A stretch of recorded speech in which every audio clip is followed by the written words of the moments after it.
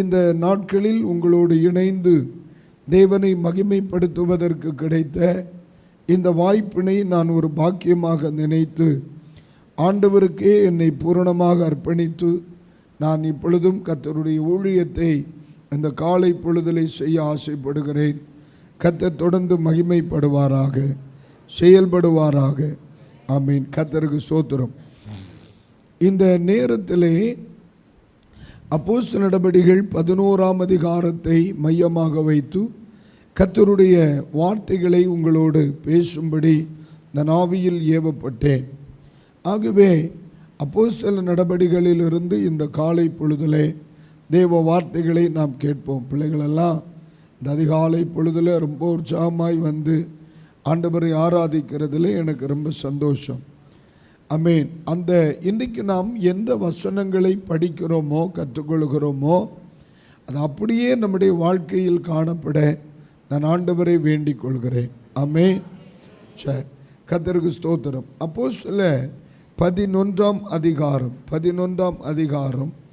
அதனுடைய 21ஆம் வசனத்தை ஒன்று கவனிங்க. நம்ம இணைந்து வாசிக்க போகிறோம். வாரே அப்போஸ்தலர் 11ஆம் அதிகாரம். பேப்பர் சத்தம் கேட்குதில்ல? சபையில் பேப்பர் சத்தம் கேட்கறது வரைக்கும் அமைதியாக இருக்கும். ஏன்னா இன்னும் எடுக்காதவர்கள் இருக்காங்க. எல்லாருமே வேதாகமத்தில் அறிவுள்ளவர்கள் அல்ல. நான் சில நேரத்தில் ரெஃபரன்ஸை சொல்லிட்டு அமைதியாக அனுப்பேன். அதுக்கு என்ன காரணம் அப்படின்னா, பேப்பர் சத்தம் பைபிள் சர்ச்சில் கேட்கும். பேப்பர் சத்தம் கேட்குதுன்னா இன்னும் எல்லாரும் எடுத்து முடியலைன்னு அர்த்தம். புரியுதா இல்லையா? சரி, அப்போ தான் அவர்களும் வளர முடியும். இல்லைன்னா அவங்க ஒரு முடிவுக்கே வந்துடுவாங்க. தோத்திர இந்த பழம் புளிக்கும் அப்படின்னா சாகிறது வரைக்கும் பைபிளை திறக்கவே மாட்டான். சரி, இப்போ 11ஆம் அதிகாரம் 178ஆம் பக்கத்தில் 21ஆம் வசனம். கர்த்தருடைய கரம் அவர்களோடு இருந்தது. அநேக ஜனங்கள் விசுவாசிகளாகி கர்த்தரிடத்தில் திரும்பினார்கள். ஒரு முறை கூட கர்த்தருடைய கரம் அவர்களோடு இருந்தது. அநேக ஜனங்கள் விசுவாசிகளாகி கர்த்தரிடத்தில் திரும்பினார்கள். ஒரு ஆமீன் சொல்லுங்க. அல்லேலூயா. சரி, இனி 23வது வசனத்தை ஒரு கணம் படிக்க போகிறோம். அவன் போய் சேர்ந்து தேவனுடைய கிருபையை கண்டபோது சந்தோஷப்பட்டு கர்த்தரிடத்தில் மன நிர்ணயமாய் நிலைத்திருக்கும்படி எல்லாருக்கும் புத்தி சொன்னார். ஒரு அல்லேலூயா சொல்லுங்க. அல்லேலூயா. ஆண்டவருடைய பரிசுத்த நாமத்திற்கு மகிமை உண்டாகட்டும். இந்த பகுதியில்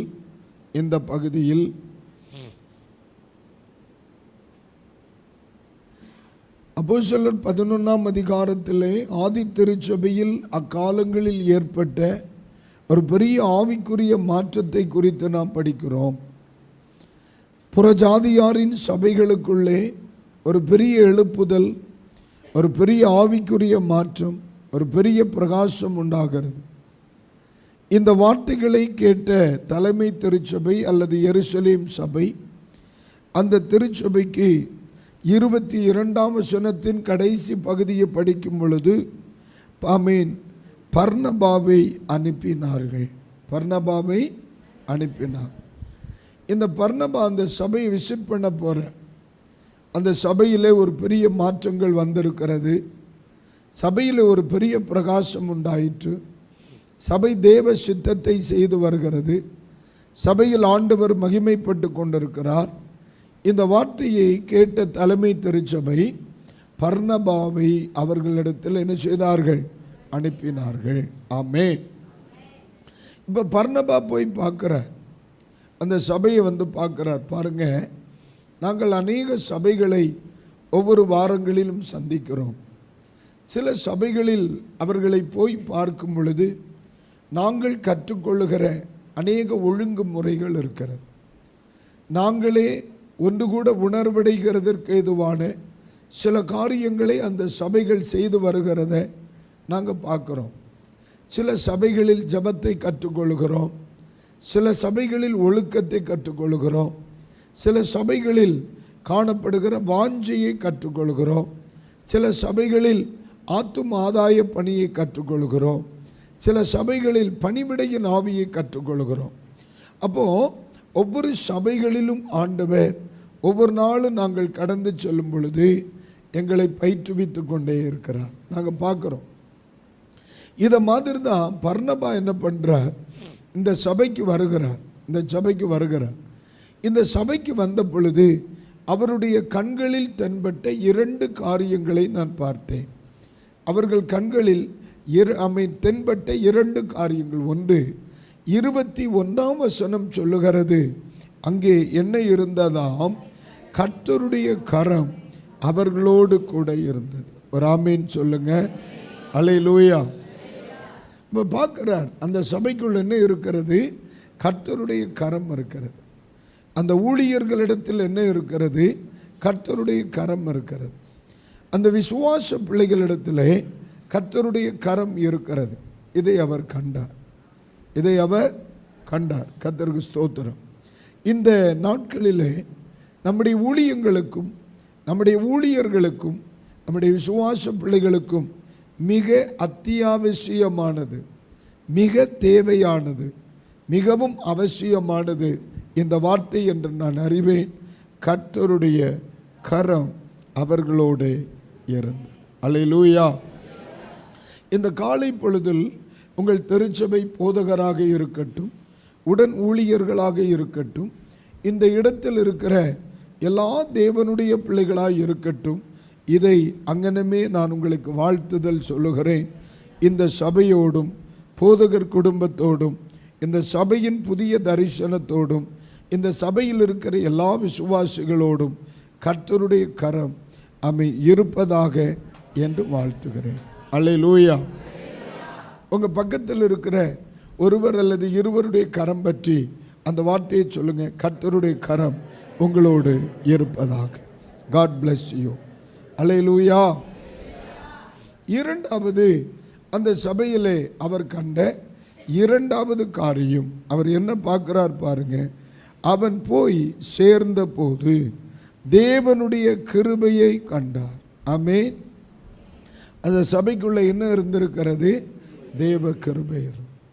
அப்போ இந்த 2 காரியமும் அந்த சபையில் இருந்ததினாலே ஆமென், அந்த சபைக்குள் ஏற்பட்ட மாற்றம் என்ன? நான் இதை பல இடங்களில் பிரசங்கிக்கிறேன். இந்த 11ஆம் அதிகாரத்தில் ஒவ்வொரு வசனங்களுக்கு பின்னாலும் இருக்கிற தேவ ரகசியங்களை நான் பார்த்து வருகிறேன். அப்போது இரண்டாவது என்ன இருக்கிறது, தேவ கிருபை. ஒன்று, தேவனுடைய கரம், கர்த்தரின் கரம். 2, தேவனுடைய கிருபை. அல்லேலூயா. அப்போ நான் உங்களை இரண்டாவது வாழ்த்துகிறேன். தேவ கிருபை உங்களோடு இருப்பதாக. தேவ கிருபை உங்கள் குடும்பத்தோடு இருப்பதாக. தேவ கிருபை உங்கள் சபையோடு இருப்பதாக. தேவ கிருபை உங்கள் தரிசனத்தோடு இருப்பதாக. தேவ கிருபை உங்கள் பிள்ளைகளோடு இருப்பதாக. அனைவரும் சொல்லுங்க ஆமென், ஆமென். இப்படிப்பட்ட வார்த்தைகளை யார் பலிபீடத்தில் நின்று பேசினாலும் அப்படியே ஆவதாக என்று சொல்லுகிற வார்த்தையை பயன்படுத்தணும். அப்படியே ஆவதாக என்று சொல்லுகிற வார்த்தை சுருக்கமாய் சொல்லுவது தான் ஆமென். அல்லேலூயா. அப்போ இந்த இடத்துல இவரெண்டும் அங்கே இருந்ததை அவர் எப்படி உணர்ந்து கொண்டார்? ஆண்டவருடைய கரமும் ஆண்டவருடைய கிருபையும் மிக அத்தியாவசியமானது என்பதை நான் உங்களுக்கு உணர்த்த காரணம், உங்கள் சபை வளர வேண்டும் என்று விரும்புகிறீங்களா இல்லையா? உங்கள் ஊழியம் வளரணும்னு ஆசைப்படுறீங்க தானே? அப்போது இந்த இடத்தில் நான் கவனிக்கும் பொழுது அந்த கர்த்தருடைய கரம் அவர்களோடு இருந்ததினால் என்ன நடக்குது? 21ஆம் வசனத்திலே அநேக ஜனங்கள் விசுவாசிகள் ஆனார்கள். ஒரு ஆமீன் சொல்லுங்க. அல்லேலூயா. அப்போ அநேகருக்குள்ளே விசுவாசம் வெளிப்பட ஆரம்பிக்கிறது. அநேக விசுவாசத்திற்குள்ளே வர ஆரம்பிக்கிறார். சபை விசுவாசத்திலே வலுவடைகிறது. அப்போ தேவனுடைய கரம் எங்கே வெளிப்படுமோ அங்கே நாம் என்ன பார்க்க முடியும்? ஆமீன். அநேகருக்குள்ளே விசுவாச வளர்ச்சியை பார்க்க முடியும். அப்போ இன்றைக்கி நான் இந்த சபைக்காக நான் ஜெபிக்க காரணம் என்ன? ஆமென். ஆண்டவரே, உம்முடைய கரம் இந்த சபைக்குள் இருக்குமானால் அநேகர் இன்னும் விசுவாசத்தில் வளருகிறதை என்னால் பார்க்க முடியும். இப்போ நம்ம டைரெக்டாக நம்ம ஜெபம் பண்ணுவோம், எங்களை விசுவாசத்தை வர்த்திக்க பண்ணும், எங்களை விசுவாசத்தில் வளர பண்ணும், எங்களை விசுவாசத்தில் பலப்படுத்தும், எங்களை விசுவாசத்தில் கட்டும் அப்படின்னு நம்ம ஜெபம் பண்ணுவோம் இல்லை? அதற்கு உதவியாக இருக்கிறது ஆண்டவருடைய கரம் ஒரு மனிதனுக்குள் வரும் பொழுது அவன் முதலாவது எதிலே வளருகிறான்? விசுவாசத்தில் வளருகிறான். ஆமென். வேதம் சொல்லுகிறது, விசுவாசித்தால் தேவனுடைய. அப்போ கர்த்தருடைய கரம் எதை கொண்டு வருகிறது? விசுவாசத்தை. விசுவாசம் எதை கொண்டு வருகிறது? தேவ மகிமையை. நான் ஒவ்வொரு நாளும் பார்க்கிறேன். அப்போ வீட்டிலே நான் தேவ மகிமையை பார்க்க முடியும், என் வேலை ஸ்தலங்களில் தேவ மகிமையை பார்க்க முடியும், என் தனிப்பட்ட வாழ்க்கையில் தேவ மகிமையை பார்க்க முடியும், சபை ஆராதனைகளில் தேவனுடைய மகிமையை பார்க்க முடியும். அதை நான் விரும்புகிறபடியால் இந்த காலை நேரத்தில் உங்களை வாழ்த்துவது மட்டுமன்றி உங்களுக்காக நான் ஜெபிக்கிறேன். ஆண்டவரே, இந்த பிள்ளைகளோடு கர்த்தருடைய கரம் இருப்பதாக. ஒரே ஒரு நிமிஷம் உங்கள் வலது கரத்தை உயர்த்தி ஒரே ஒரு நிமிஷம் ஜெபம் பண்ணுங்க. ஆண்டவரே, உம்முடைய கரம் எங்களோடு இருப்பதாக. சொல்லுங்க இந்த வார்த்தையை. ஆண்டவரே, உம்முடைய கரம் எங்களோடு இருப்பதாக. உம்முடைய கரம் எங்களோடு இருப்பதாக. ஒரு அல்லேலூயா. அப்போ கர்த்தருடைய கரம் ஒரு மனிதனில் இருக்கும் பொழுது அங்கே என்ன வளருகிறது? அவன் விசுவாசம் வளர்கிறது. அதே வசனத்தை படிக்கும் பொழுது கர்த்தரிடத்தில் திரும்பினார்கள். சொல்லுங்க அந்த வார்த்தை இன்னும் ஒரு முறை கொண்டு சொல்லுங்க. அல்லேலூயா. அப்போ வாழ்க்கையில் ஒரு திருப்பம் உண்டாகி விடுகிறது. தேவனுடைய கரம் ஒரு மனிதனில் வெளிப்படும் பொழுது நமது வாழ்க்கை டேன் ஆகுது. நம்முடைய வாழ்க்கை என்ன ஆகுது? ஒரு திரும்புதல் உண்டாகிறது. முன்னால் இப்படித்தான் இருந்தார், இப்போ அப்படி இல்லை. முன்னால் இப்படித்தான் இருந்தா, இப்போ அப்படி இல்லை. முன்னால் இந்த சபை இப்படித்தான் இருந்துச்சு, இப்போ அப்படி இல்லை. காரணம் என்ன? அங்கே தேவனுடைய கரம் என்ன செய்யுது? செயல்பட்டு கொண்டிருக்கிறது. நீங்கள் எதிர்பார்க்கிற திருப்பங்கள், நீங்கள் எதிர்பார்க்கிற மாற்றங்கள் நிகழுவதற்கு தேவனுடைய கரம் உங்களுக்கு உதவியாக இருக்கும். அல்லேலூயா. நம்ம ஒவ்வொரு நாளும் ஜெபிக்கிறோம், ஆண்டவரே இந்த காரியத்தில் ஒரு திருப்பம் ஏற்பட்டால் நலமாக இருக்கும். இந்த காரியம் ரொம்ப வருஷமாக இதே மாதிரி தான் போயிட்டுருக்கு. ஒரு திரும்புதல், சுபாவத்தில் ஒரு திரும்புதல், பழக்க வழக்கத்தில் ஒரு திரும்புதல், எண்ணங்களில் ஒரு திரும்புதல், விருப்பு வெறுப்பில் ஒரு திரும்புதல், பொருளாதாரத்தில் ஒரு திருப்பம், வாழ்வாதாரத்தில் ஒரு திருப்பம், வியாதி பிரச்சனை, நான் சந்திக்கிற பிரச்சனைகளில் ஒரு திருப்பம்.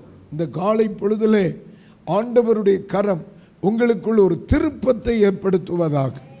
அல்லேலூயா. அநேகருடைய வாழ்க்கையில் நான் அதை பார்க்குறேன். தேவனுடைய கரம் சிலர் மேல் வெளிப்பட ஆரம்பிக்கும் பொழுது நேற்றைக்கு வரைக்கும் எதை விரும்பினார்களோ இன்றைக்கி அதை வெறுக்க ஆரம்பிச்சிடுறாங்க. இது எனக்கு வேண்டாம் பிரதர், இந்த வாழ்க்கை எனக்கு வேண்டாம், இந்த ஆசைகள் எனக்கு வேண்டாம், இந்த விருப்பங்கள் வேண்டாம், இந்த தவறான வாழ்க்கை எனக்கு வேண்டாம். தேவனுடைய கரம் ஒரு சபைக்குள் வந்தனாலே மக்கள் மனம் திரும்புகிறத பார்க்க முடியும், குணம் திரும்புகிறத பார்க்க முடியும், வாழ்க்கை ஒழுக்கங்கள் திரும்புகிறத பார்க்க முடியும், பழக்க வழக்கங்கள் திரும்புகிறத பார்க்க முடியும். என் ஆண்டவருடைய கரத்திற்கு திருப்புகிற வல்லமை உண்டு. அது என்ன செய்யும்? ஒரு சபைக்குள்ள வந்துட்டுனாலே அவர்களை திருப்பிக்கிட்டே இருக்கும். அது அல்லேலூயா. திருப்பிக்கிட்டே இருக்கும். பாருங்க, அந்த ஆண்டவருடைய கரம் இந்த சுக்கான் பிடிக்கிற மாதிரி, இந்த கப்பலில் சுக்கான் பிடிக்கிற மாதிரி அது என்ன பண்ணு தெரியுமா? அந்த குடும்பம் எங்கே போகணுமோ அந்த வழியை அது திருப்பிக்கிட்டே இருக்கும். அந்த சபை எந்த திசைக்கு திரும்பி போகணுமோ, இந்த இடத்துல ஆபத்து இருக்குது அது திருப்பிடும், இந்த இடத்துல பிரச்சனை இருக்குது, அது திருப்பிடும். இந்த இடத்துல போனால் அவன் நிற்க மாட்டான், அப்படியே டக்குன்னு திருப்பிடும். அதனால தான் யாபேசை போன்ற மனிதர்கள் கர்த்தருடைய கரத்தை அதிகமாய் விரும்பினார்கள். புரியுதா? திருப்பங்களை ஏற்படுத்தும் இயேசுவின் நாமத்தினாலே இந்த காலை பொழுதிலே உங்களை பார்த்து சொல்லுகிறேன், கர்த்தரின் கரம் அநேகருடைய வாழ்க்கையை திருப்பங்களை கொண்டு வருகிறதை இந்த வருஷத்தில் நீங்கள் பார்க்க முடியும். அல்லேலூயா, ஆமென். நம்ம நினைப்போம், இந்த மனுஷன் இப்படித்தான் இருப்பான், இந்த பிள்ளை இப்படித்தான் இருப்பான், என் வாழ்க்கை இப்படித்தான் இருக்கும், இதே நிலையில் போனால் தோல்வி எப்படித்தான் மாறப்போறானோ அப்படின்னு நீங்கள் நினைக்கிற சில பிள்ளைகளுடைய வாழ்க்கையில் திருப்பங்களை பார்ப்பீர்கள். ஆண்டவர் இயேசுவின் நாமத்திலே இந்த காலை பொழுதிலே உங்களுக்கு தீர்க்க தரிசனமாய் கர்த்தர் பேசுகிறார். தீர்க்க தரிசனமாய் கர்த்தர் பேசுகிறார். திருப்பங்களை உணர்வீர்கள். நீங்கள் அதை விரும்புகிறீங்களா? ஒரு நிமிஷம் நீங்கள் ஜோம் பண்ணுங்க. ஆமீன், ஆமீன், தேங்க்யூ. ரேமா ஷாக்கார் அலாத்தா நம்ம காத்துனா. இந்த சபையில் அதை பார்க்கணும் ஆண்டவரே, இந்த ஊழியத்தில் அதை பார்க்கணும். அநேகருடைய வாழ்க்கையில் திருப்பங்கள் உண்டாகணும். ரே ஷாக்கா ராபாலா. இயேசு கிறிஸ்து நாயின் அம்மையின் ஊருக்கு சென்ற பொழுது ஒரு ஸ்திரீ வழியிலே தன் செத்து போன மகனை புதைக்கும்படி எடுத்துக்கொண்டு வர்றாங்க அந்த கிராமத்து மக்கள். பைபிள் அழகா சொல்லுதுங்க, ஆண்டவர் அவனை உயிரோடு எழுப்பி அதே ஊருக்கு திரும்பி போக வைத்தார். ஒரு திருப்பம் உண்டாயிற்று. செத்தவனை சுமந்தவர்கள் உயிரோடு திரும்பினான். அவன் திரும்பினான். ஒரு திருப்பத்தை ஏற்படுத்துவேன் இயேசுவின் நாமத்தினால். இந்த 2025 வருஷத்தில் பரிசுத்த ஆவியானவர் மிக தெளிவாய் சொல்லுகிறார், இந்த ஆண்டில் என் பிள்ளைகளுடைய வாழ்க்கையில் ஒரு திருப்பம் உண்டாகும். எத்தனை பேர் ஸ்தோத்திரம் பண்றீங்க? ஒரு ஸ்தோத்திரம் பண்ணுங்க. ஸ்தோத்திரம், ஸ்தோத்திரம், ஸ்தோத்திரம், ஸ்தோத்திரம். ஒரு அல்லேலூயா, அல்லேலூயா. 24வது வசனத்தை நம்ம வாசிக்கும் பொழுது, ஆமென், அநேக ஜனங்கள் கர்த்தரிடமாய் சேர்க்கப்பட்டார்கள். ஒரு முறை கூட சொல்லுங்க, அநேக ஜனங்கள் கர்த்தரிடமாய்.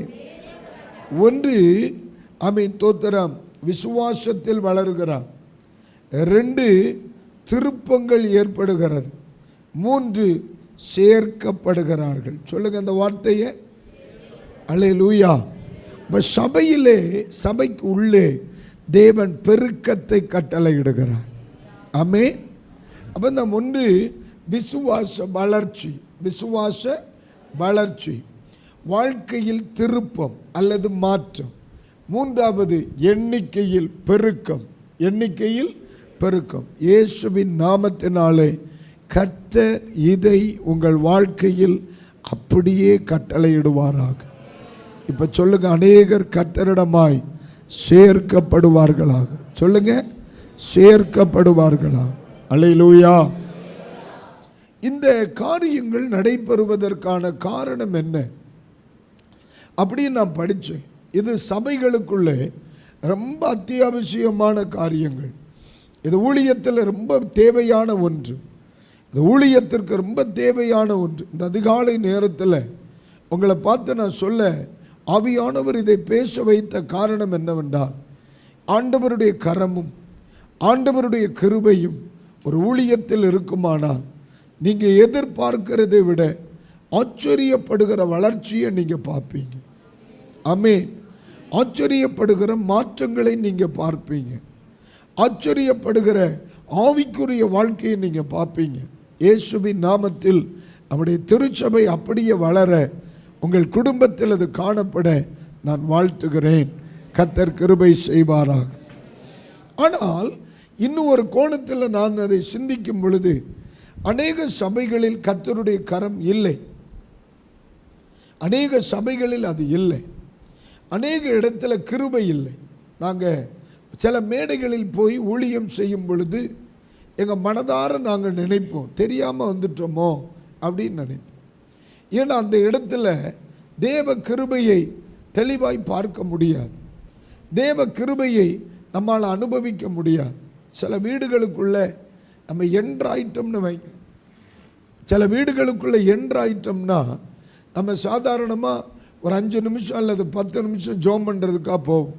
நம்ம வீடுகளை சந்திக்கும் பொழுது நம்ம அதிகபட்சமாக ஒரு 10 நிமிஷம்தான், அவ்வளோ நேரம் தான் எடுக்கணும்னு நினைப்பேன். சில நேரங்களில் ஒரு 2 நிமிஷம் அதிகமாகலாம். ஆனால் அவ்வளோ வேகமாக போகணும், விசாரிக்கணும், ஜோம் பண்ணணும், கிளம்பிடணும். ஆனால் சில வீடுகளுக்குள்ளே போய் நம்ம ஜெபிக்க நிற்போம். நம்மளை தெரியாமல் 30 நிமிஷம் 40 நிமிஷம் நின்று ஜோம் பண்ணுவோம். அநேக வீடுகளில் சும்மா நின்றுட்டு தான், ஆண்டவரே இந்த குடும்பத்துக்காக ஜெபிக்கிறேன் அப்படின்னு சொல்லி ஜெபத்தை ஆரம்பித்தா அரை மணி நேரத்துக்கு மேலே போயிடும், 40 நிமிஷங்களுக்கு மேலே போயிடும். அது பாட்டுக்கு போகும். அவங்க யோசிப்பாங்க, ஆமே, ஏன்னா சில வீடுகளில் ஜெபிக்க முடியாது, சில வீடுகளில் ஜெபத்தை நிறுத்த முடியாது. அல்லேலூயா. அதுக்கு காரணம் என்ன? அங்கே என்ன இருக்கும்? தேவ கிருபை இருக்கும். அங்கே தேவ கிருபை இருக்குமானால், சில சமீபத்தில் ஒரு வீட்டுக்கு போயிருந்த ஒரு ஏழை குடும்பம் தான், ஏழை குடும்பம். அந்த வீட்டில் போய் அப்படியே ஒரு கணம் ஆண்டவருடைய பிரசன்னத்தை உணர்ந்து ஒரு கோரஸ் அப்படியே பாட ஆரம்பித்தேன். இந்த முதல்ல நான் பாடினோம் இல்லையா, இந்த பாட்டை தான் பாடினேன். ஒரு சில வாரங்கள் தான் இருக்கும். உன்னதமானவரே என் உறைவிடம் நீர்தானே அப்படின்னு ஒரு ஏழை குடும்பம், பெரிய அளவிற்கு வசதிகள் ஒன்றுமில்லை, அன்றன்று உள்ள ஆகாரத்தை தாரும், அவ்வளோதான் அந்த குடும்பத்தினுடைய நிலைமை. அந்த இடத்துல போய் அப்படியே ஒரு தேவ பிரசன்னத்தை எதிர்பார்த்து அந்த பாடலை பாடினேன். ஏறத்தாழ 1 மணி நேரம் 10 நிமிஷம் நான் நின்று ஆராதித்து ஜெபம் பண்ணியிருக்கேன் அந்த வீட்டுக்குள்ளே. என்னால் நிறுத்த முடியல, கண்களெல்லாம் கண்ணீர் தோத்துறேன். அந்த இடத்துல பார்க்க 2 குழந்தைகள், 2 பிள்ளைகள். அந்த பிள்ளைகள் நின்று அழுகிறான், அந்த சகோதரன் நின்று அழுகிறான். எங்களால் ஆராதனை நிறுத்த முடியல, ஜெபத்தை நிறுத்த முடியல. சாதாரணமாக ஒரு வீடு சந்திக்கத்தான் போனோம். அதுக்கு காரணம் என்ன? அந்த வீட்டில் தக்க வைத்து கொள்ளுகிற தேவ கிருபை. புரியுதாம்மா? அப்போ இந்த இடத்துல இந்த தேவ கிருபையை நம்ம வீடுகளில் பார்க்கணும். நம்ம ஆண்டவருடைய பிரசன்னத்தை எதிர்பார்க்கிறவர்களுக்கு சொல்கிறேன், நம்ம அறையில் தேவ பிரசன்னத்தை தக்க வைத்து கொள்ள வேண்டும், தேவ கிருபையை தக்க வைத்து கொள்ள வேண்டும், நம்ம குடும்பங்களில் தேவ கிருபையை தக்க வைத்து கொள்ள வேண்டும். அப்போ நான் இந்த இடத்துல இந்த அளவிற்கு அவர்களுடைய குடும்பம், அவர்களுடைய சபை இருப்பதற்கான என்ன காரணம் அப்படின்னு நான் படித்த பொழுது ஒரு சில வார்த்தைகளை மட்டும் ஆமென் நான் உங்களுக்கு நினைவு கூற விரும்புகிறேன். 16ஆம் வசனத்தை ஒருத்தர் படிங்க பார்க்கலாம். யோவான் ஜலத்தினாலே ஞானஸ்தானம் கொடுத்தான், ஜலத்தினாலே உங்களுக்கு ஞானஸ்தானம் கொடுத்தான், நீங்களோ பரிசுத்த ஆவியினாலே ஞானஸ்தானம் பெறுவீர்கள் என்று கர்த்தர் சொன்ன வார்த்தையை அப்பொழுது நினைவு கூர்ந்தேன். 15ஆம் வசனத்தை ஒன்று படிங்க. நான் பேச தொடங்கின போது பரிசுத்த ஆவியானவர் ஆதியிலே நம்மேல் இறங்கினது போலவே அவர்கள் மேலும் இறங்கினார். சொல்லுங்க அந்த வார்த்தையை, நம்மேல் இறங்கினது போலவே அவர்கள் மேலும் இறங்கினார். ஒரு முறை கூட சொல்லுங்க, ஆதியில் நம்மேல் இறங்கினது போலவே அவர்கள் மேலும் இறங்கினார். முன்னாலே எந்த கிருபையை சபைகளில் நம்ம பார்த்தோமோ அதே கிருபை, அதே அபிஷேகத்தை நம்ம மறுபடியும் பார்த்தோம். அந்த சபைக்குள் தேவனுடைய கரமும் தேவனுடைய கிருபையும் வருவதற்கு காரணம், ஆதி நாட்களில் சபைகளில் எந்த அபிஷேகம் வெளிப்பட்டதோ அதே அபிஷேகம் இப்பொழுதும் வெளிப்படுகிறது. ஆவியானவரின் இறங்குதல், ஆவியானவரின் நிரப்புதல், ஆவியானவரின் பிரசன்னம், ஆவியானவரின் தாக்கம், ஆவியானவரின் வழிநடத்துதல், ஆவியானவருடைய பேச்சு, ஆவியானவரின் பிரசன்னம் அந்த சபையில் இருக்கிறதை கண்டார்கள். அல்லேலூயா. அப்போ சபையில் பரிசுத்த ஆவியானவரின் அசைவாடுதல், ஆளுகை, தேவ பிரசன்னம் ஒரு சபையில் இருக்கும் பொழுது அந்த சபை தேவனுடைய கரத்தை நிச்சயம் என்ன செய்யும்? பார்க்கும். அப்போ நான் மறுபடியும் சொல்கிறேன், இந்த சபைகளுக்குள் இந்த கடைசி காலத்தில் ஆதியில் வெளிப்பட்டது மறுபடியும் வெளிப்படுவதாக. ஆமென். எத்தனை பேர் விரும்புறீங்க? அந்த வசனத்தை ஒன்று பாருங்க ஒரு முறை கூட.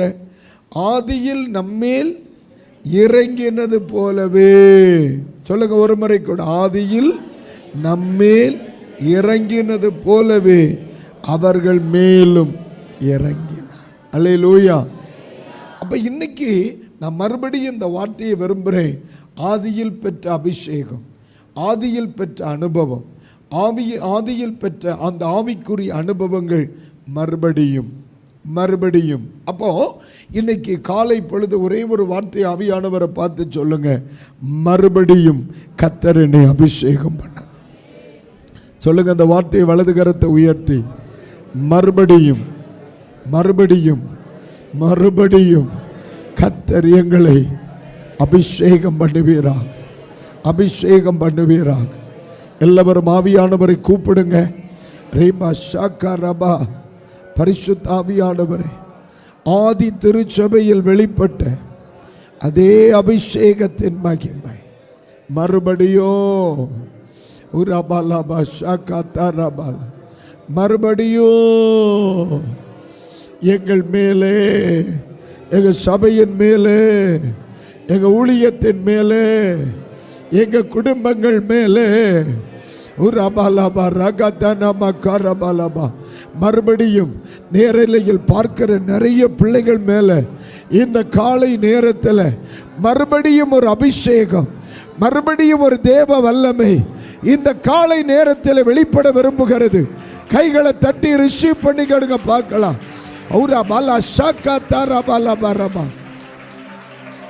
மகிமை மகிமை. அநேகரை கர்த்தர் இந்த காலை பொழுதுல அவன் நிரப்ப விரும்புகிறான். உரபலப சந்தரபரி கரபத்துரா, உரபலப சந்தரபரி கரபத்துரபலபரப, உரபலபரப கத்தரபலப உடரபத்துனா, உரபலப சியா கரபலபரப. இந்த அதிகாலை நேரத்தில் அநேக தேவ பிள்ளைகள் மேல் மறுபடியும் ஒரு அபிஷேகம், மறுபடியும் ஒரு தேவ வல்லமை, மறுபடியும் ஒரு தேவ கிருபை இறங்கி வருகிறது. பெற்றுக்கொள் இயேசுவின் நாமத்தில். உரபலபரப கத்துனா, மறுபடியும் மறுபடியும் மறுபடியும் மறுபடியும் மறுபடியும் மறுபடியும் மறுபடியும் மறுபடியும் மறுபடியும் மறுபடியும் மறுபடியும் மறுபடியும் மறுபடியும் மறுபடியும் மறுபடியும் மறுபடியும் உரபலபரபலபரபலபோஷியா ஓ ராக்கா ரபோஷியாலப உரபலபரப உரதானா மக்கரபல. அல்லேலூயா, ஆமென். அல்லேலூயா, அல்லேலூயா. பாருங்க, கர்த்தருக்கு ஸ்தோத்திரம் உண்டாகட்டும். அப்போ இந்த இடத்துல ஒவ்வொரு நாளும் நம்முடைய திருச்சபை தேவனிடத்தில் இன்னும் என்னை அபிஷேகம் பண்ணும். நேற்றைக்கு அல்ல, கடந்த வாரத்தை போல அல்ல, ஆதி அனுபவம் எங்களுக்குள்ள திரும்பி வரணும் வரணும் வரணும். ஆமென். அப்படியே பக்கத்தில் பார்த்து சொல்லு, கர்த்தர் அப்படியே உங்களை செய்வாரா? அப்படியே செய்வார். அல்லேலூயா, அல்லேலூயா, ஆமென். அப்போ அபிஷேகத்தின் மறுபடியும் ஒரு புதிய அபிஷேகம், ஒரு புதிய கிருபை, ஒரு புதிய தேவ வல்லமை அவர்களுக்குள்ள வெளிப்பட்ட பொழுது கர்த்தருடைய கரம் அங்கே செயல்பட ஆரம்பிச்சு. நம்ம சபையில் நம்ம ஆவியில் நிரப்பப்பட நிரப்பப்பட தேவ கரம் வெளிப்படும். சபையில் ஆவியில் நிரப்பப்பட நிரப்பப்பட தேவ கிருபை வெளிப்படும். ஏன் தெரியுமா? ஆண்டவருடைய அபிஷேகத்துக்கு அவ்வளவு வல்லமை இருக்கு. அந்த அபிஷேகம் வெளிப்படுமானால் அது தேவ கரத்தை வெளிப்படுத்தி கொண்டே இருக்கும். ஒரு அல்லேலூயா சொல்லுவோம். அல்லேலூயா. அப்போ அடுத்து நீங்க கவனிக்கும் பொழுது 16ஆம் வசனத்தில் கடைசியில் ஒரு வார்த்தை இருக்கிறது. வார்த்தையை அப்பொழுது நினைவு கூர்ந்தேன். சொல்லுங்க அந்த வார்த்தையை. வார்த்தையை அப்பொழுது நினைவு கூர்ந்தேன். மறுபடியும் நான் சொல்றேன், நினைவு கூற வேண்டியவைகளை அவர்கள் நினைவு கூர்ந்தார்கள். அப்போ எந்த காரியத்தை மறக்கணுமோ அந்த காரியத்தை மறக்கணும். எதை மறக்கக்கூடாதோ அதை மறக்கக்கூடாது. எந்த காரியத்தை நினைக்கணுமோ அந்த காரியத்தை அப்பப்போ நினச்சிக்கிட்டே இருக்கணும். ஒரு ஆமீன் சொல்லுங்க. அல்லேலூயா. இன்னைக்கு நிறைய பேருடைய குழப்பம், எதை மறக்கணுமோ அதை மறக்க மாட்டாங்க, அதை கடைசி வரைக்கும் இந்த செத்த சரீரத்தை சுமந்த மாதிரியே சுமந்து நடப்பான். எதை நினைக்கணுமோ அதைத்தான் நினைக்கணும். எதை நினைத்தார்கள் அங்கே தேவனுடைய வார்த்தைகள் நினைவு கூறப்பட்டன. சபையில் அந்த தேவ கிருபை வெளிப்பட காரணம் என்ன? எது ரிமைண்ட் பண்ணினாங்க? வார்த்தை. என்னது? இயேசு கிறிஸ்துவின் வார்த்தை என்ன செய்யப்பட்டது? நினைவு கூறப்பட்டது. அப்போ சபைகளுக்குள்ள எது நினைவு கூறப்படணும்? the word of God, தேவனுடைய.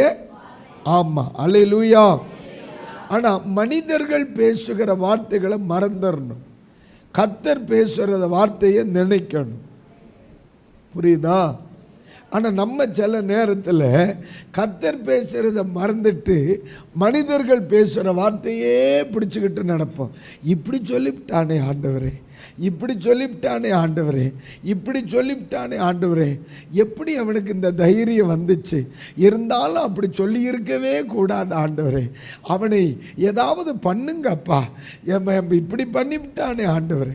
உடனே ஆண்டவர் சொல்லுவார், இல்லை இத்தனை வருஷமாக நான் உங்ககிட்ட பேசிகிட்டு இருக்கேன், அதை நினைக்க நேரம் இல்லை.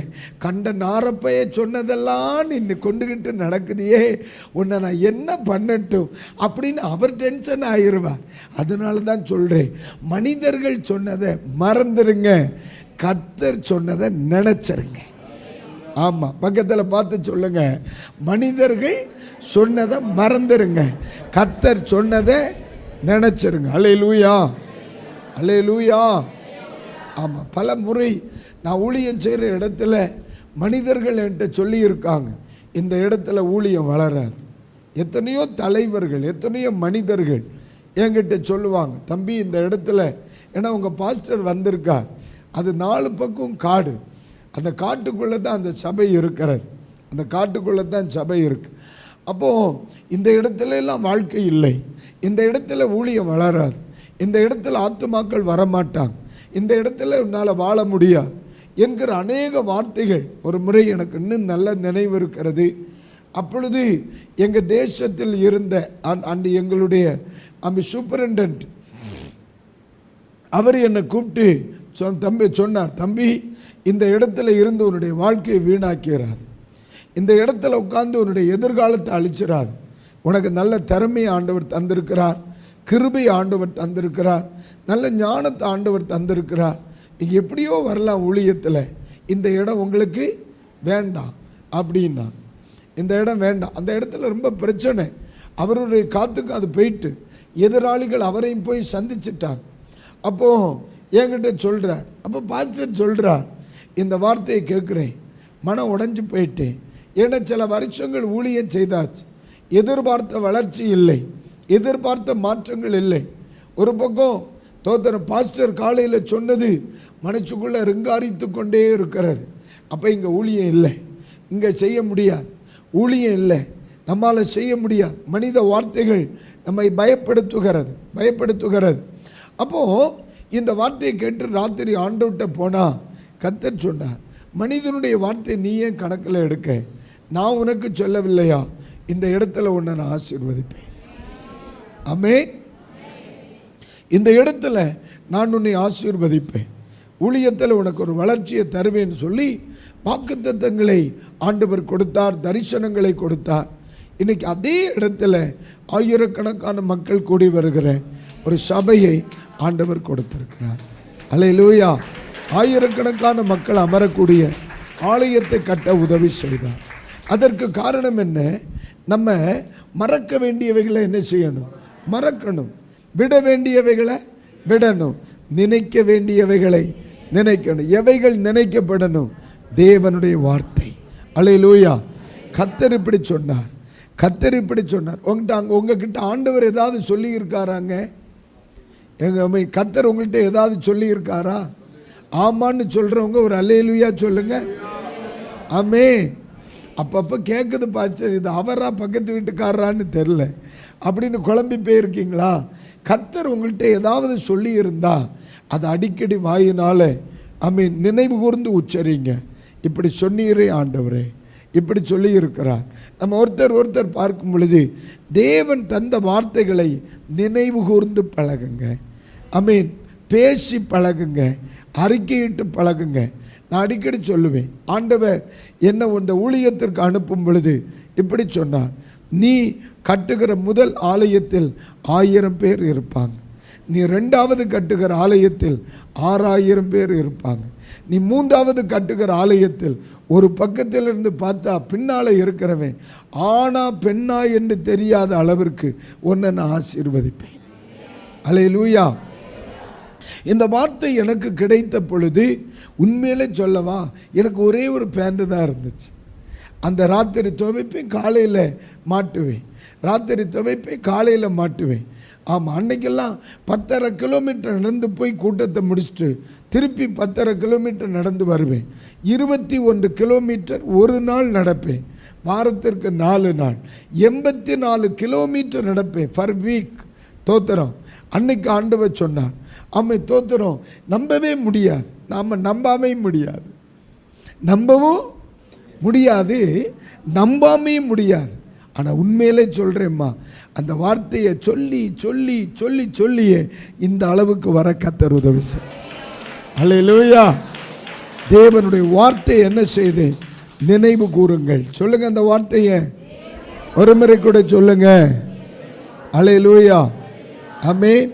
பக்கத்தில் சொல்லுங்க, மறக்க வேண்டியதை மறந்துருங்க, நினைக்க வேண்டியதை நினைங்க. அல்லேலூயா.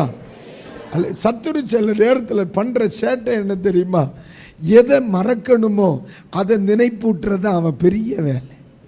சில நேரத்தில் கவனிச்சிருக்கீங்களா, நம்ம ரொம்ப ஆர்வமாக சில காரியங்களை செய்யலாம் அப்படின்னு சொல்லி நம்ம கொஞ்சம் ஆண்டவருக்குள்ளே இறங்கி வரும் பொழுது யாரையாகிலும் கொண்டு ஏடக்கூடமாக ஒரு வார்த்தையை விட்டுருவான். சரி, அதையே ரிப்பீட் பண்ணிக்கிட்டே இருப்பான். ஜோமனே இருந்தாலும் அதுதான் ஞாபகத்துக்கு வரும், ஆராதனைக்கு இருந்தாலும் இப்படி சொல்லியிருக்கப்படாதுல்ல சுவாமி, அப்படியே வந்து அந்த எரிகோ கோட்டை நின்ன மாதிரியே நிற்கும். அப்போ புரிஞ்சுக்கிடணும், ரைட்டு, என் வளர்ச்சியை சாத்தான் தடுக்க சில வார்த்தைகளை கொண்டு முன்னாடி நிறுத்துறான். இயேசுவின் நாமத்தில் போ அப்படின்னு விலக்கி விட்டு கர்த்தர் சொன்ன வார்த்தைகளை நினைவு கூற கர்த்தர் உதவி செய்வாராக. ஆமென். அல்லேலூயா. அல்லேலூயா. ஏன் தெரியுமா, அவருடைய வார்த்தைகள் ஒன்றும் வெறுமையாய், பைபிள் சொல்லுது, மாரியும் உறைந்த மழையும் பானத்திலிருந்து உண்டாகி. என்ன ஒரு மாதிரி பார்க்குறிய? தோத்தர ஏசாயா 53:5-8 சும்மா பேசுவோம். ஏசாயா 53:55-58. சரி, அதில் 8வது வசனத்தில் இருந்து படிக்கும்போது இருக்கு, ஆனால் 10ஆம் வசனம் தான் வேணும். மாரியும் உறைந்த மழையும் வானத்திலிருந்து இறங்கி அவ்விடத்திற்கு திரும்பாமல் பூமியை நனைத்து அதன் முளை கிளம்பி விளையும்படி செய்து விதைக்கிறவனுக்கு விதையையும் புசிக்கிறவனுக்கு ஆகாரத்தையும் கொடுக்கிறது எப்படியோ. சொல்லுங்க, கொடுக்கிறது எப்படியோ. சொல்லுங்க அந்த வார்த்தையை, கொடுக்கிறது எப்படியோ. அடுத்த வசனத்தை படிங்க. அப்படியே என் வாயிலிருந்து புறப்படும் வசனமும் இருக்கும், அது வெறுமையாய் என்னிடத்திற்கு திரும்பாமல். தேவனுடைய வார்த்தையை ஏன் நினைச்சாங்க தெரியுமா? அது மட்டும்தான் வந்த, அது வெறுமையாய் திரும்புற பழக்கமே கிடையாது. ஹல்லேலூயா. வசனத்துக்கு ஒரு நேச்சுரல் கேரக்டர், அது ஒரு இடத்துல வந்துருச்சுன்னா ஆமென் தோத்திரம், வெறுமனே திரும்பாது. ஒரு வீட்டுக்குள்ளே வந்துருச்சுன்னு வைங்க, ஏதாவது செய்யாமல் ரிட்டர்ன் ஆகாது, அது வெறுமையாய் திரும்பாது. வசனம் வெறுமையாய் திரும்பாது. சொல்லுங்க அந்த வார்த்தையை, வசனம் வெறுமையாக திரும்பாது. வசனம் வெறுமையாக திரும்பாது. வசனம் வெறுமையாக திரும்பாது. வசனம் வெறுமையாக திரும்பாது. வசனம் வெறுமையாக திரும்பாது. வசனம் வெறுமையாக திரும்பாது. சில குடும்பங்களுக்கு தேவன் வெளிப்படுத்தின வார்த்தைகள் வெறுமையாக திரும்பாதியா. கர்த்தர் அப்படியே செய்வாராக. தொடர்ந்து படிங்க. திரும்பாமல் அது நான் விரும்புகிறதை செய்து. 2வது சொல்லுங்க, அது விரும்புகிறதை செய்யும். சொல்லுங்க அந்த வார்த்தையை, விரும்புகிறதை செய்யும். எது இப்ப சொல்லுங்க, நான் விரும்புறது அது செய்யும். நீங்க சொல்லுங்க, நான் விரும்புறத செய்யும். அதே மாதிரி அவர் விரும்புறதையும் அதை செய்யும். அல்லேலூயா. அதுக்கு கேரக்டர் என்ன? அது விரும்புகிறதை செய்யும். அதான் பைபிள் சொல்லுது, ஆமென் தோத்திரம், உன் மன விருப்பத்தின்படியே கர்த்தர் உனக்கு கட்டளையிடுவாரா. விரும்புகிறதை செய்யும். அதனால தான் வசனத்தை நினைவு கூர்ந்தார்கள். ஏன்னா அதுக்கு ஒரு கேரக்டர் என்ன? அது வெறுமையாய் திரும்பாது. அது எதற்காக அனுப்பப்பட்டதோ அது அப்படியே செய்யும். ரெண்டாவது என்ன சொல்லப்பட்டிருக்கிறது? அது வெறுமையாய், சொல்லுங்க, வெறுமையாய். ஒரு முறை கூட சொல்லுங்க, வெறுமையா. ஆமென். பக்கத்தில் எப்படி சொல்லுங்க, கர்த்தர் சொன்னது வெறுமையா இருக்காது, வெறுமையா திரும்பாது. அல்லேலூயா. அதனால் எந்த இடத்துல திரும்பினாலும் ஆண்டவர் சொன்னதை ரிப்பீட் பண்ணிக்கிட்டே இருங்க. உங்கள் கண்ணுக்கு முன்னால் எழுதி வச்சுக்கிடுங்க. இப்படி கர்த்தர் செய்திருக்கார், இப்படி கர்த்தர் சொல்லி இருக்கிறார். திரும்ப திரும்ப படிச்சுக்கிட்டே இருக்கணும். அல்லேலூயா. கர்த்தர் சொல்லுகிற ஒவ்வொரு வார்த்தையும் நம்ம வீட்டுக்குள்ளே திரும்ப திரும்ப திரும்ப படிச்சுக்கிட்டே இருக்கணும். ஏன்னா அதனால் மட்டும்தான் விருப்பத்தை நிறைவேற்றுகிற ஒரு கெப்பாசிட்டி தேவ வார்த்தைக்கு மட்டும்தான் இருக்கு. அல்லேலூயா. அது ஒரு நாள் திரும்பினதில்லை. சிருஷ்டிப்பின் நாட்களில் இது உண்டாக கடவுதுன்னார். ஒரு நாள் அது வெறுமையாக வரல. லாசருவின் கல்லறைக்கு முன்னால் அவனை உயிரோடு எழும்பட்டும்னார். அவ்வளோதான். அது வெறுமையாக வரலை. எல்லா மனிதர்களுடைய வாழ்க்கையிலையும் ஆண்டவர் அனுப்பினார். அது ரிட்டர்ன் வரவே இல்லை, அது வெறுமையாக வரவே இல்லை. இயேசுவின் நாமத்தில் சொல்கிறேன், இன்னைக்கு இந்த நாளில் உங்களை பார்த்து சொல்கிறேன், தேவ வார்த்தை உங்கள் வாழ்க்கையில் வருகிற வர அதை ரிசீவ் பண்ணிக்கிடுங்க. அது வெறுமையாக திரும்பாது, அது விருப்பத்தை நிறைவேற்றிக்கிட்டே இருக்கும். இந்த 2025வது வருஷம் இந்த கன்வென்ஷனை தொடர்ந்து, இந்த நாட்களை தொடர்ந்து நீங்கள் விரும்புகிறதை கர்த்தருடைய வசனம் செய்து நிறைவேற்றுவதாக. அல்லேலூயா, அல்லேலூயா, அல்லேலூயா. அதனால தான் மரியாள் தோத்தர் அவர்களை பார்த்து சொல்றான், அவர் என்ன சொல்லுகிறாரோ அதை செய். ஆண்டவருடைய வார்த்தைக்கு என்ன பழக்கம் உண்டு? விரும்புகிறதை செய்யும். அது விரும்புகிறதை, அந்த வசனத்தை தொடர்ந்து வாசிங்கம்மா. அதை அனுப்பின காரியமாகும்படி வாய்க்கும். வாய்க்க பண்ணுகிற கேரக்டர் வசனத்துக்கு தான் உண்டு. அல்லேலூயா. அது வாய்க்க பண்ணும். நம்ம நினைக்கிறோம், பாஸ்டர் இந்த காரியம் வாய்க்குமா, ஊழியத்தில் இந்த காரியம் வாய்க்குமா, வாழ்க்கையில் இந்த காரியம் வாய்க்குமா, குடும்பத்தில் இந்த காரியம் வாய்க்குமா? கர்த்தர் சொல்றார், வாய்க்கும். அல்லேலூயா. ஒருவேளை இந்த காலை பொழுதில் சில காரியங்கள் வாய்க்குமா, வாய்க்காதா? இந்த காரியம் எனக்கு வாய்க்குமா? நான் ஜெபம் பண்ணிட்டு இருக்கிறேன். இந்த 40 நாட்கள் நான் தேவ சமூகத்தில் ஜெபம் பண்ணி இருக்கேன் பாஸ்டர். 40 days நான் ஆண்டவருடைய சமூகத்தில் இன்னென்ன காரியங்களுக்காக நான் ஜெபம் பண்ணி இருக்கேன். அந்த காரியம் வாய்க்குமா அப்படின்னு நீங்கள் சொல்லி ஏக்கத்தோடு இருக்கலாம். இன்னைக்கு காலையில் எழுதி கொள்ளுங்க, நான் ஜெபித்ததை கர்த்தர் வாய்க்க பண்ணுவார். நாங்கள் இணைந்து ஜெபித்ததை கர்த்தர் வாய்க்க பண்ணுவார். எங்கள் குடும்பத்தில் கர்த்தர் வாய்க்க பண்ணுவார். எங்கள் பிஸ்னஸில் கர்த்தர் வாய்க்க பண்ணுவார். என்னுடைய வேலையில் கர்த்தர் வாய்க்க பண்ணுவார். என் வாழ்க்கையில் கர்த்தர் வாய்க்க பண்ணுவார். ஆமென். அல்லேலூயா. வசனத்துக்கு 3 கேரக்டர் இருக்குது. இந்த வசனத்தில் என்னெல்லாம் இருக்கு பாருங்க. அது வெறுமையாய் திரும்பாது. சொல்லுங்க, அது வெறுமையா திரும்பாது. ரெண்டாவது, அது விரும்புகிறதை செய்யும். அடுத்து, அவர் காரியங்களை வாய்க்க பண்ணும். ஒரு ஆமென் சொல்லுங்க. அவன் செய்வதெல்லாம், எல்லாரும் உங்க கைகளை பார்த்து சொல்லுங்க, அவன் கைகள் செய்வதெல்லாம் வாய்க்கும். அவன் செய்வதெல்லாம் வாய்க்கும். அல்லேலூயா. அவன் செய்வதெல்லாம் வாய்க்கும். இயேசுவின் நாமத்தில் சொல்றேன். அதனால தான் இந்த வார்த்தையை நினைவு கூர்ந்தார்கள். ஆமீன். அந்த வார்த்தையை நினைவு கூர்ந்தார்கள். அந்த வார்த்தையை நினைவு கூர்ந்த பொழுது ஆமீன், வார்த்தை செயல்பட ஆரம்பிக்கிறது. அது வெறுமையாய் திரும்பாது. வார்த்தை என்ன செய்கிறது? அவர்களுடைய விருப்பத்தை நிறைவேற்ற ஆரம்பிக்கிறது. அந்த வார்த்தை என்ன செய்கிறது? காரியங்களை வாய்க்க பண்ணுகிறது.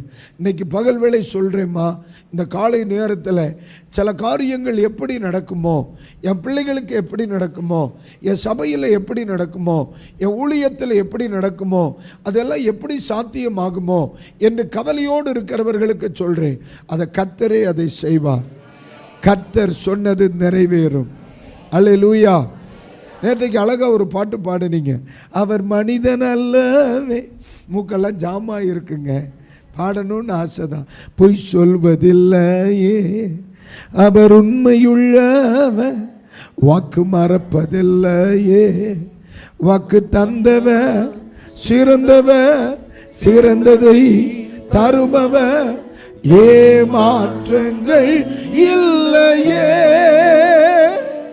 வாக்கு தந்தவர் சிறந்தவர், சிறந்ததை தருபவர், ஏமாற்றங்கள் இல்லையே. வாக்கு பண்ணினவர் மாறிடா, வாக்கு தத்துவம் நிறைவேற்றுவார். வாக்கு பண்ணினவர் மாறிடா, வாக்கு தத்துவம் நிறைவேற்றுவார். சொந்து போகாதே, நீ சொந்து போகாதே, சொந்து போகாதே. உன்னை அழைத்தவர் உண்மையுள்ளவர். சொந்து போகாதே, நீ சொந்து போகாதே. உன்னை அழைத்தவர் உண்மையுள்ளவர். அவர் மனிதன் அல்லவே, பொய் சொல்வதில்லையே. அவர் உண்மை உள்ளவர், வாக்கு மறப்பதில்லையே.